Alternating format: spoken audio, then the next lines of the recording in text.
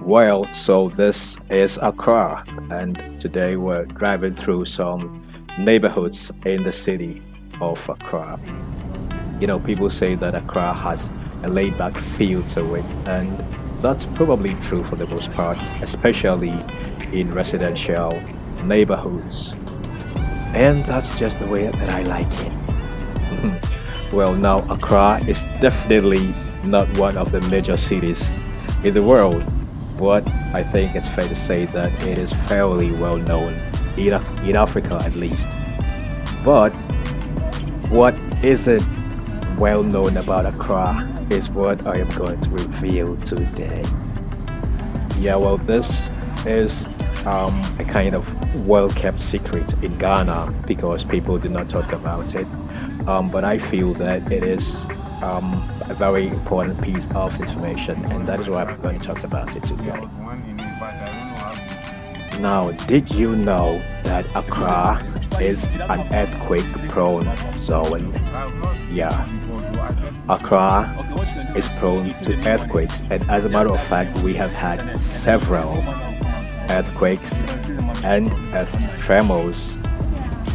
People use the name earthquake and earth tremors interchangeably, but yeah, so we've had several of them over the past few years. Now, the city is divided into zones, kind of like north, south, east, west. Okay, and the path that we're driving through right now is the western part of the city of Accra, and this is the part of Accra that is most prone to the earth tremors or earthquakes. And last year alone, 2023, we had about three earthquakes in the city of Accra. Can you believe that? Now, please, I do not want to scare you away. If you are a visitor planning to visit Accra, I have to tell you that Accra is peaceful, and there are several cities across the globe that are prone to earthquakes much more severe than what we experience in Accra. I can tell you about Los Angeles in the United States, Turin in Italy, for example, Turkey. You might have heard about Turkey. They have several places in Turkey that are earthquake prone areas, and Japan. There are a whole lot of cities across the globe that have way more earthquakes than we do in Accra. Now, I have to ask, what is the point of earthquakes anyway? I mean, what is nature trying to prove? The ground has to be firmly beneath our feet, right? It's the only thing we have to stand on. So when it begins to shake, yeah, but let's get serious. This is something that I really want to talk about because I feel that it isn't spoken about as much as it should be. So let's get to it.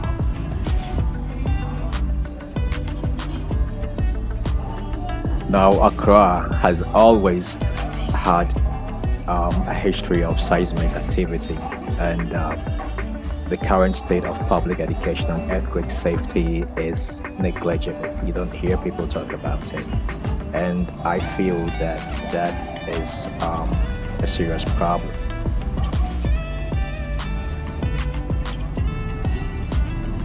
Now, the geologists say that Accra is located um, on a stable geological structure. They call it the West African crater.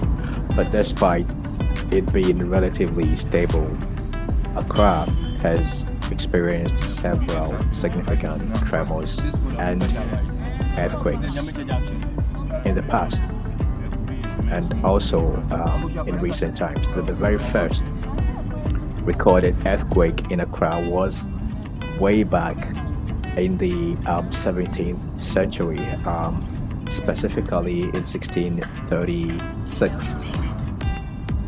Subsequently, there have been several recorded earthquakes in Ghana. In the 19th century, 1862, there was a significant earthquake that caused extensive damage in the city of Accra. Now, one of the most destructive earthquakes happened in 1939 in Accra. It was a 6.5 magnitude earthquake that resulted in the loss of about 17 to 22 lives. Another significant earthquake happened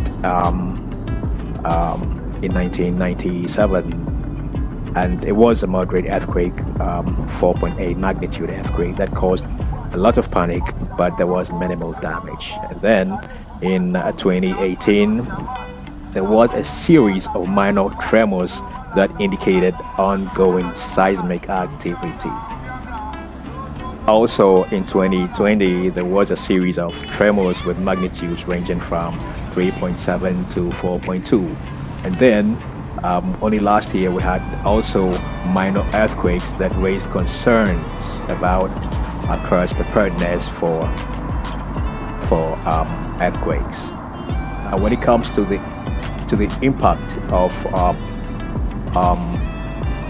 these earthquakes on the city of Accra, you can talk about damage to buildings. They're not very widespread, but you have people having cracks on their walls, etc. And then you can also have there was an incident when there was a minor landslide also that happened somewhere in Accra, and it can also affect infrastructure and so on. Also, there is that psychological impact where, listen, I have experienced one of these earthquakes personally, and I can tell you for a fact that it was the most terrifying experience that I've ever had in my entire life, because I was at the building and I felt it shaking. And believe me, I wish that you would never ever experience anything like it in your entire life anywhere in the world. It's terrifying. So there's that psychological impact also, that it causes fear and anxiety among residents, especially kids. There's also that economic impact where you have the cost of repairs and loss of business, etc. So the concern has mostly been about the lack of widespread public education on earthquake preparedness. We know that we sit on an earthquake-prone region, right? It might not be so far. We haven't ever had a major earthquake as happens in other places in the world. But the mere fact that we still experience earth tremors and earthquakes, we feel the ground shaking and all of that, means that we need to have widespread public education on earthquake preparedness and safety. It's important to educate the public on safety measures, and we do not have that in the country. It's not taught in schools or anywhere else that I am aware of. There is limited government or NGO initiatives concerning this. There is sporadic awareness campaigns and drills, and there is the need for consistent and comprehensive public education programs on earthquake preparedness and safety. Whoever lives in an earthquake-prone region has to be aware of recommended safety measures that have to be taken, and these have to be at your fingertips. These are things that you have to know offhand, like securing heavy furniture and appliances before an earthquake. Earthquakes are things that cannot be predicted. Okay, so these are things that you have to do, get done before any event happens. So you need to identify safe spots in each room, like for example under sturdy, strong tables, where you can hide in the event that there is an earthquake. Okay, so you need to know also that when there is an earthquake, you need to drop and you need to go down, hide under something, just like I said, under a table or something, and you need to stay away. If you're indoors, you need to stay away from windows, because windows are one of those weak points where you can lose your life or get seriously hurt. And then after an earthquake, you need to check for injuries and for damages, and be prepared for aftershocks. Aftershocks are tremors or earthquakes that happen after the first one has passed. So that has also happened in Accra. And lastly, there has to be stringent building codes put in place to make sure that buildings are earthquake resistant, and all of that. So, well, we're going to talk about this much later on in more detail, I hope. Thanks for watching.